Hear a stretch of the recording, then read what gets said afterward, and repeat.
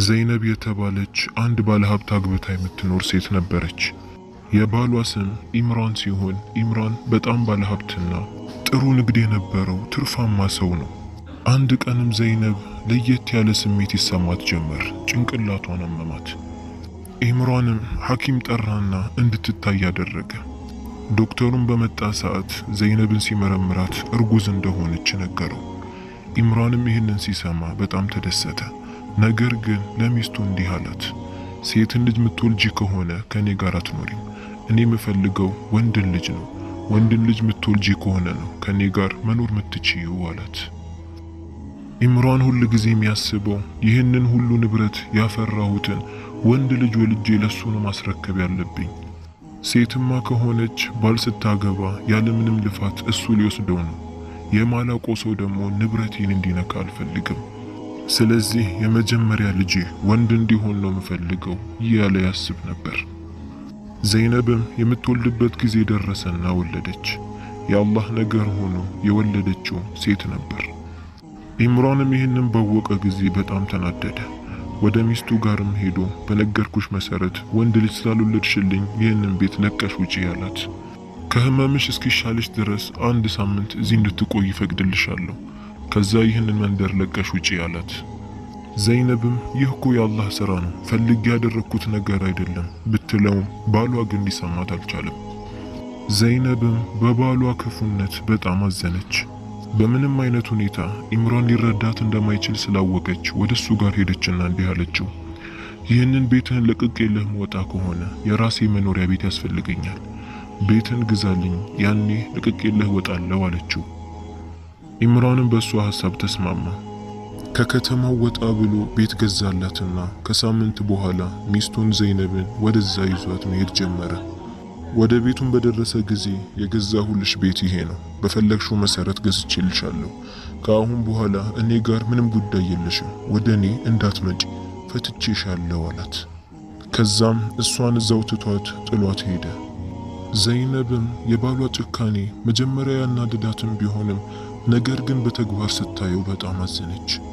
እንዴት ሰው በገዛ ሚስቱና ልጁ ላይ ይጨክናል ብላ አምርራ ማልቀስ ጀመረች።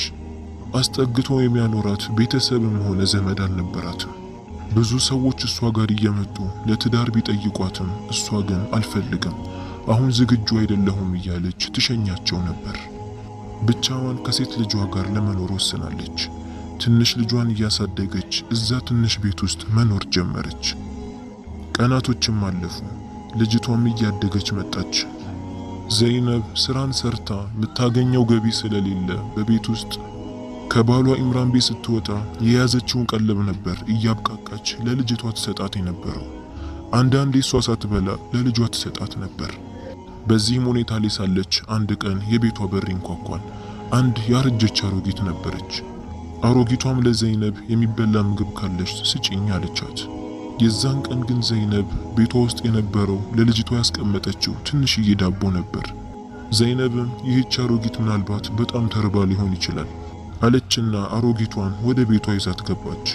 ዳቦውንም አቀረበችላትና ብይ ብላ ሰጠቻት። አሮጊቷን በልታ በጨረሰች ሰዓት አንቺ ደግ ሰው ነሽ አለቻትና አንድ ያረጀ የልብስ መኪና አውጥታ ሰጠቻት። ዘይነብም ያየችው ነገር አስገረማት። ምክንያቱም መጀመሪያ አሮጊቷ ስትመጣ ባዶ እጇን ነበር የመጣችው። ይህንን መኪና ኬት ልታመጣው ቻለች ብላ ማሰብ ጀመረች። እየተገረመችም ያንን ያረጀ የልብስ መኪና ይዛው ወደ ቤቷ ገባች። ወደ ቤቷ ማስገብታ የልብስ መኪናውን ስትመለከተው ያረጀና ከስሩ ላይ በጣም ትንንሽዬ ሰዎች ነበሩ። ባየችውም ነገር ተገረመች። ማታ ላይም ለልጇ ልብስ ልትሰፋላት ፈለገች። መስፋት ባትችልም ጨርቁን አስቀምጣ መለማመድ ጀመረች። ብዙም ሳይቆይ ግን መስፋቱን ስላልቻለች ከልጇ ጋር ልትተኛ ወደ ክፍሏ ገባች። ጠዋት ላይም ዘይነብ ማታ አስቀምጣ የነበረውን ጨርቅ ልታየው ስትሄድ ያየችው ነገር በጣም አስገረማት። ያስቀመጠችው ጨርቅ ሙሉ ለሙሉ ተሰፍቶ ነበር። በጣም ውብ የሆነ ስፌትና በብዙ ጨሌዎች የተሞላ ነበር። ያየችውን ነገር ማመን አቃታት። ይህንን ውብ ልብስ ማን እንደሰፋላት አላወቀችም። ሴት ልጇ ሰልዋ ልብሱን ስታየው በጣም ወደደችው። ካለበስኩት እያለች እናቷን ትጨቀጭቃት ጀመር። በለበሰችውም ሰዓት በጣም ያምርባትና ውብ አድርጓት ነበር። ሰልዋን በጣም ደስ አላት። ማታ ላይም የቤቷ በር ተንኳኳ። ያቺ አሮጊት ነበረች። እንደገና ወደ ዘይነብ ጋር ተመልሳ መጣች። ዘይነብም ይህንን አጋጣሚ ተጠቅማ ስለዛ መኪና ጠየቀቻት። አሮጊቷም ከዚህ በፊት ከባልሽ ጋር የነበረሽን ሁኔታ አውቃለሁ። በዚህ ሁኔታ ላይ ሆነሽ ጥሎሽ መሄድ አልነበረበትም። አንቺ ደግሞ ሌላን ባል አግብተሽ ከመኖር ብቻሽን ልጅሽን እያሳደግሽ መኖርን መርጠሻል። ይሄ ደግሞ ላንቺ ከባድ ነው። ለዛ ነው ይህንን መኪና እንደ ስጦታ ልሰጥሽ የመጣሁት አለቻት። ከዛም አሮጊቷ አስከትላ ያ መኪና እንዴት እንደሚሰራ ትነግራት ጀመር። አንቺ የሚጠበቅብሽ ለዚህ መኪና ጨርቅን ማቅረብ ብቻ ነው። የምትፈልጊውን ዲዛይንም እዛ ላይ ታደርጊያለሽ። ከዛም እዛ ላይ ያየሻቸው ትንንሽ ሰዎች ራሳቸው አሳምሮ ይሰፉልሻል። ነገር ግን ተጠንቀቂ ያለቻት። ዘይነብም ምን ልጠንቀቅ ስትላት እኒህ ትንንሽ ሰዎች በሚሰፉበት ሰዓት ማንም ሊመለከታቸው አይገባም፣ ስለዚህ ጠንቀቅ በይ ያለቻት። ከዛም አሮጊቷ ዘይነብን ትታት ሄደች። ዘይነብን በጣም ደስ አላት። ከዛ ጊዜ ጀምሮ ለዛ መኪና ጨርቅን እያቀረበችለት ልብሶችን መስፋት ጀመረች። አሁን ለሷና ለልጇ የሚሆን የገቢ ማግኛ ምንጭ አግኝታለች። ሁል ጊዜ ያቺ አሮጊት ያስጠነቀቀቻትን ነገር ዘይነብ ታስታውስ ነበር። ከዛን ጊዜ ጀምሮ ዘይነብ ለልጇ ምን ላብላት ብላ ሳይሆን መጨነቅ የጀመረችው ልጄን በምን አይነት ሁኔታ ላሳድጋት እያለች መጨነቅ ጀመረች። አመታቶችም አለፉ። ልጇ ሰልዋም እያደገች መጣች። ጥሩ ስነ ምግባር ያላት ውብ ሴት ሆነች። ዘይነብ አሮጊቷ ያስጠነቀቀቻትን ሚስጥር ለልጇም አልነገረቻትም ነበር። ሁሉ ጊዜ ራሷ የምትሰፋ እያስመሰለች ለሰልዋ ታሳያታለች።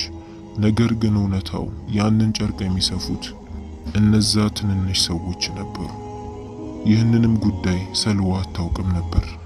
በዚህም ሁኔታ ላይ ሳሉ አንድ ቀን ዘይነብ ማታ ላይ ሊተኙ ሲል ጨርቆችን ለመኪናው አቀረበችለትና ከልጇ ሰልዋ ጋር ለመተኛት ወደ መኝታ ክፍል ገባች።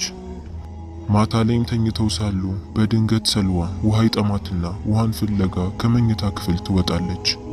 በድንገትም የልብሱ መኪና ከተቀመጠበት ክፍል ድምፅን ትሰማለች።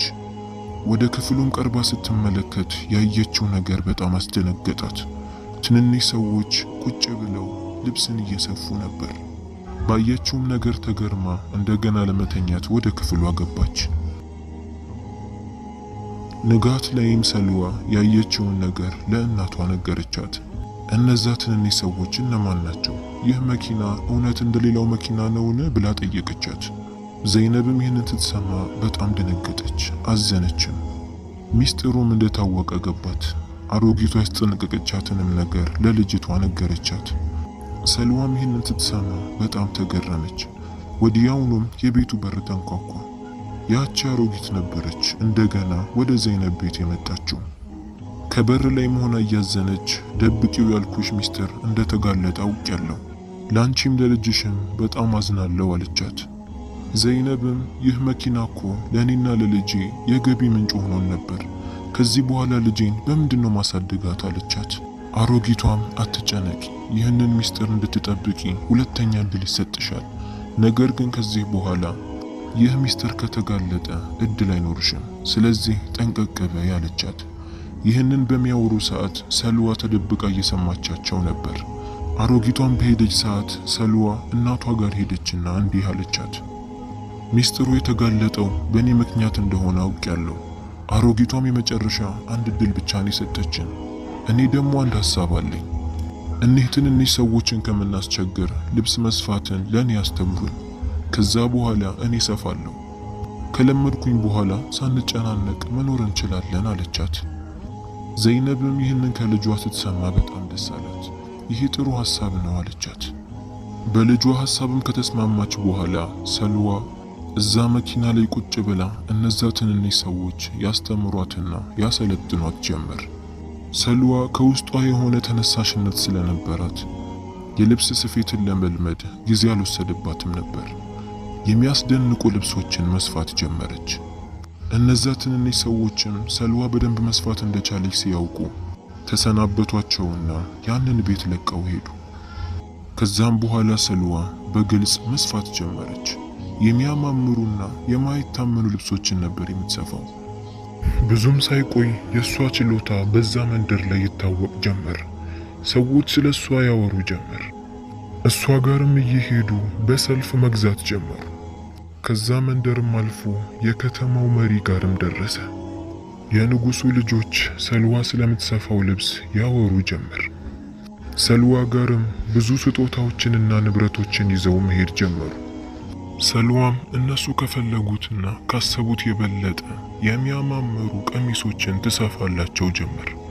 አንዷም ሴት በሷ ስራ ተናዳም ሆነ ሳትወደው ቀርታ አታውቅም። በዚህም የመጣ ሰልዋን ለማበረታታት ብዙ ንብረቶችንና ወርቆችን ይሰጧት ጀመር። በስራዋም የመጣ ትልቅ ቤትን ገዝታ ከእናቷ ጋር መኖር ጀመረች። በከተማውም ላይ አለ የተባለ ጥሩ ልብስ ሰፊም በመሆን ታወቀች። ዘይነብ ድህነት ምን ያህል ከባድና አስከፊ እንደሆነ ስለምታውቅ ቤታቸው ላይ ትልቅ ድግስን አዘጋጅተው ምስኪኖችን እየጠሩ ያበሉ ነበር። የተቸገረ ሰው መጥቶ እነሱ ጋር የጠየቃቸው ጊዜ ያለምንም መሰሰት ይሰጡ ነበር። በዚህም ጥሩ ስራቸው የከተማው ሰው ሁሉ ይወዳቸዋል። አንድ ቀንም ለተቸገሩ ሰዎች ምግብን እያከፋፈሉ ሳለ በድንገት ዘይነብ የድሮ ባሏን ኢምራንን ትመለከተዋለች። ያየችውንም ነገር ማመን አቃታት። ወደ ኢምራንም ጠጋ አለችና ምን ሆነህ ነው እንደዚህ የሆንከው ብላ ጠየቀችው። ኢምራንም ዘይነብ መሆኗን ሳይመለከት ዱንያና የንብረት መብዛት አታለለች፣ ካጠገቤ ያሉ ሰዎች ሁሉ ራቁኝ አላት። ዘይነብም እኔ ማን እንደሆንኩኝ አላወቅም? እኔ እኮ የድሮ ሚስትህ ዘይነብ ነኝ። ይህቺ ደግሞ ልጃችን ሰልዋ ናት አለችው። ኢምራንም ይህንን ሲሰማ ማመን አቃተው። በህይወት ይኖራሉ ብሎ እንኳን አላሰበም ነበር። እያለቀሰም ልጁን ሰልዋ አቀፋት። ከዛም ቁጭ ብሎ ታሪኩን ይተርክላቸው ጀመር። ሁለቱ ከተለያዩ ከ15 ዓመት በላይ ሆኗቸዋል። አንቺን ከተውኩሽና ከቤት ካወጣሁሽ በኋላ ነበር ነገራቶች የተቀያየሩት። ሌላን ሴት አገባሁ። በፈለኩትም መልኩ ወንድ ልጅን ወለደችልኝ። ወንድ ልጅም ስለወለደችልኝ በጣም ደስ አለኝ። ያ ወንድ ልጅ ሲያድግ ንብረቱን በአግባቡ ይጠብቅልኛል፣ እኔ ሳረጅም በስትክክሉ ይንከባከበኛል ብዬ ያሰብኩ ቢሆንም ነገር ግን ውሳኔን የሚያስፈጽመው ጌታችን አላህ ብቻ ነው። ያላሰብኩት ነገር ነበር የተከሰተው። ወንዱ ልጄ እያደገ በመጣ ጊዜ ከመጥፎ ጓደኞች ጋር ገጠመ። ጊዜውን ሁሉ በመጠጥና በቁማር ነበር የሚያሳልፈው። ከዚህ ተግባሩ እንዲቆጠብ በመክረውም ብቆጣውም ጭራሽ እኔን ዞሮ ይቆጣኝ ጀመር። ያ ሁሉ የነበረኝን ንብረትና ቤቱን በቁማር አስይዞ ይጫወትበት ጀመር። መጨረሻ ላይ ያለኝን ንብረት ሙሉ ባዶ አደረገው። በዚህ ሰዓትም እኔን ከቤት አስወጣኝ። ከዛም የቀሩ ንብረቶችን ሸጣቸውና ከዛ ቦታ ተሰወረ። ይሄ ሁሉ ድርጊት በሰራሁት መጥፎ ስራና እናንተን በማባረሪ በመሆኑ ሁል ጊዜ ቆጨኝ ነበር። ሚረዳኝና የሚያስጠጋኝ ሰው ሳጣ እዚህ ቁጭ ብዬ ከምስኪኖች ጋር የደረሰኝን እካፈላለሁ። አንዳንዴም እንኳን ላላገኝ እችላለሁ። ሁል ጊዜ ተግባሬ ማልቀስና መጸጸት ሆነ አላት። ግን እናንተ እዚህ ምን ትሰራላችሁ? እናንተስ ሁኔታችሁ እንዴት ነው ብሎ ጠየቃቸው። ዘይነብም ፊት ለፊቷ ወዳለው ፎቅ እያሳየችው ይህ የምትመለከተው ፎቅ የኛ ነው። አላህ ሰልዋን የመሰለች ጥሩ ልጅን ሰጠችኝ። በሷ ሰበብ ነው ይህንን ሁሉ ንብረት ማግኘት የቻልኩት። ነገር ግን እኔ አላህ የሰጠኝን ነገር አልረሳሁም። ምስኪኖችን እየጠራን ቤታችን እናበላለን፣ ለተቸገረ ሰው እንረዳለን አለችው። ከዛም ሰልዋ አባቷ የተያዘበትን ቤት ሄዳ ገዛችለትና ቁልፉን ሰጠችው። አባቷንም ወደ እነሱ ህይወት መቀላቀል ቻለች። ኢምራንም ከ15 ዓመት በላይ ያየው ችግርና ፈተና በራሱ እጅ በሰራው መጥፎ ስራ እንደሆነ ገብቶታል። አላህ ጥሩ ሴት ልጅን ሲሰጠው የአላህን ውሳኔ ጠልቶ ሚስቱንና ልጁን ከቤቱ በማባረሩ የደረሰበት ችግር ሁሉ በሰራው ስራ እንደሆነ ገባው። አሁን ባገኘው ትልቅ ትሩፋት አላህን ማመስገን ጀመረ። ከዛን ጊዜ ጀምሮ ኢምራን ተስተካከለ። ከአላህ በታች ከማንም በላይ ሚስቱንና ልጁን መውደድ ጀመረ። የዛሬው የማታ ታሪካችን ይህንን ይመስላል። ወንድም ይሁን ሴት ልጅ ዋና በሚሰራው ጥሩ ስራና መልካም ስራ ነው የሚታየው።